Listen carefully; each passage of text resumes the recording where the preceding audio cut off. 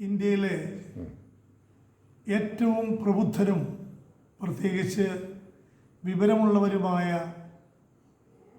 ജനങ്ങൾ തിങ്ങിപ്പാർക്കുന്ന ഒരു ഇടമാണല്ലോ നമ്മുടെ പറവൂർ നിയോജക മണ്ഡലം. ഇന്ത്യയിൽ ആദ്യമായിട്ട്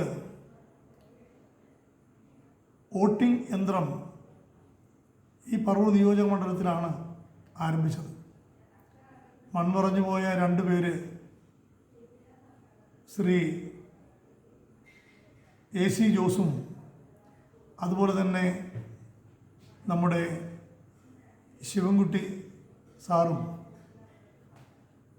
പ്രിയപ്പെട്ടവരെ, അത്രമാത്രം ബുദ്ധിയും വിവരവുമുള്ള ആളുകൾ തിങ്ങിപ്പാർക്കുന്നത് കൊണ്ടാണ് ഇവിടെ ഈ മണ്ഡലത്തിൽ പ്രത്യേകിച്ച് ജാതിക്കും മതത്തിനും അടിമകളല്ലാത്തവർ ധാരാളം ആളുകൾ ഇവിടെ ഉണ്ട്.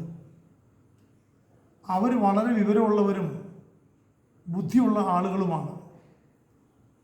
പ്രത്യേകിച്ച് പക്ക കമ്മ്യൂണിസ്റ്റുകാർ ഈ പ്രാവശ്യം ശ്രീ VD സതീശന് വോട്ട് ചെയ്യും എന്നുള്ള കാര്യത്തിൽ ഉറപ്പാണ്. സുബോധം നഷ്ടപ്പെട്ടിട്ടില്ലാത്ത യുവജനങ്ങളും ഈ പ്രാവശ്യം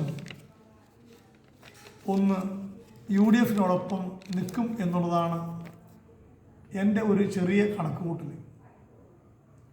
പ്രിയപ്പെട്ടവരെ, നമ്മൾ മനസ്സിലാക്കേണ്ടത്, നമുക്ക് VD സതീശൻ്റെ ഭൂരിപക്ഷം വർദ്ധിപ്പിക്കുന്നതിന് വേണ്ടി യുവജനങ്ങൾ കൈകോർക്കും.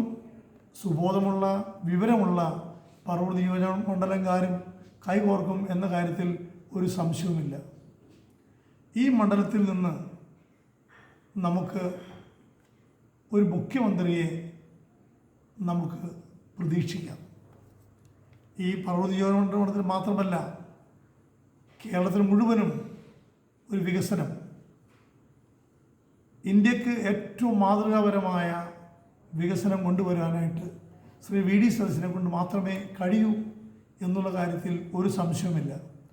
അതുകൊണ്ട് പ്രബുദ്ധരായ മനുഷ്യർ, വിവരമുള്ള മനുഷ്യർ, ആത്മീയതയുള്ള മനുഷ്യർ, സമഭാവനയുള്ള മനുഷ്യർ, അതുപോലെ തന്നെ സമചിത്തരായ മനുഷ്യർ, ഏറ്റവും ശാന്തമായ പ്രദേശമായ പറവൂർ നിയോജക മണ്ഡലത്തിൽ നിന്നും ശ്രീ VD സതീശനെ 63,000 പരം വോട്ടിൻ്റെ ഭൂരിപക്ഷത്തിൽ വിജയിപ്പിക്കും എന്നുള്ള കാര്യത്തിൽ ഒരു സംശയവും വേണ്ട. ദൈവം എല്ലാവരും അനുഗ്രഹിക്കട്ടെ.